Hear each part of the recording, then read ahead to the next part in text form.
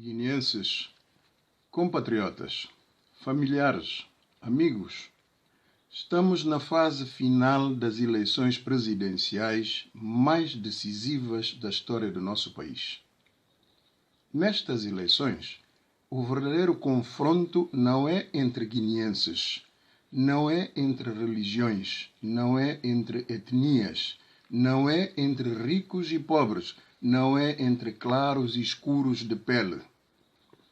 O verdadeiro confronto é entre ideias, entre perigos, entre o bem e o mal, entre a competência e a ignorância, entre a democracia e a demagogia, entre o Estado de Direito e a anarquia, entre a soberania dos guineenses e a vergonha e humilhação da pátria.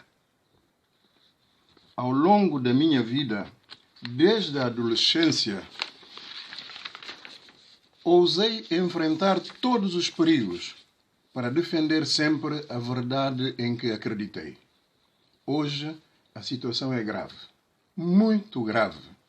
De um lado, temos um candidato, Umaro Sissoco Embalo, que não está preparado para ser presidente de uma república com a história da Guiné-Bissau, que mostra que nem conhece a Constituição da Guiné-Bissau, quando diz que, se for eleito presidente da República, vai exercer também o cargo de ministro dos Negócios Estrangeiros, contrariando assim o artigo 65 da Constituição, que claramente impede o presidente da República de exercer qualquer outra função, pública ou privada.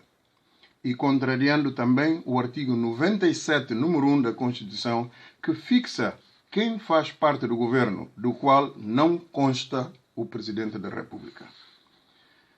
Também o candidato Umaro Sissoco Embalo despreza a soberania e a identidade histórica da Guiné-Bissau e faz acordos com outro guineense sobre assunto de soberania em território estrangeiro, sem que nenhum deles seja refugiado ou exilado. Ambos estão na Guiné-Bissau. O Guiné-Bissau seria o palco idôneo, legítimo para o estabelecimento de tal acordo. Ainda, o candidato Umaro Sissoco Embalo fez acordo político com um assassino que, sempre que governou o país, o Estado matou cidadãos ostensiva e publicamente sob as ordens dessa pessoa. E os que não matou, espancou com essa intenção, mas Deus não lhe deu esse desfecho pretendido.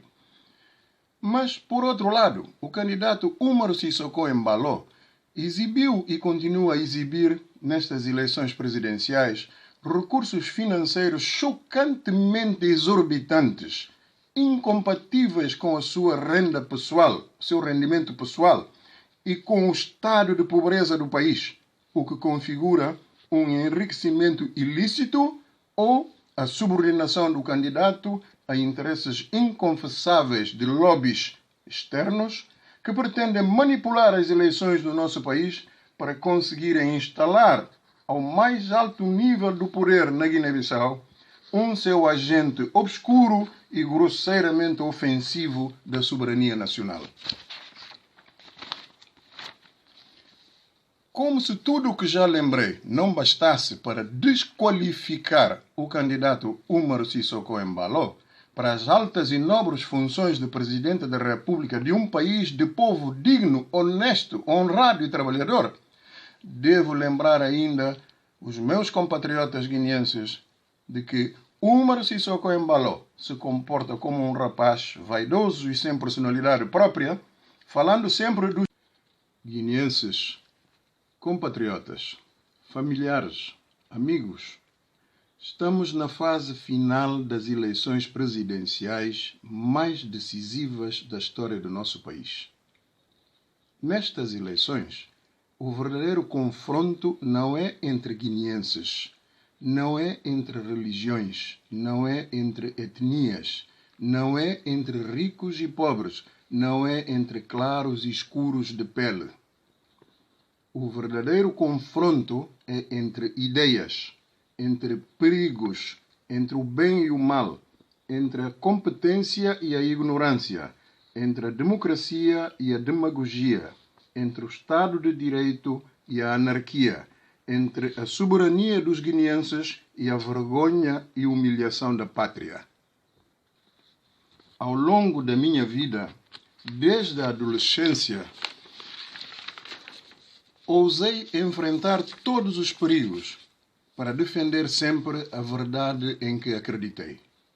Hoje, a situação é grave, muito grave. De um lado, temos um candidato, Umaro Sissoco Embalo, que não está preparado para ser presidente de uma república com a história da Guiné-Bissau, que mostra que nem conhece a Constituição da Guiné-Bissau, quando diz que, se for eleito presidente da República, vai exercer também o cargo de ministro dos Negócios Estrangeiros, contrariando assim o artigo 65 da Constituição, que claramente impede o presidente da República de exercer qualquer outra função, pública ou privada. E contrariando também o artigo 97, número 1 da Constituição, que fixa quem faz parte do governo, do qual não consta o presidente da República. Também, o candidato Umaro Sissoco Embalo despreza a soberania e a identidade histórica da Guiné-Bissau.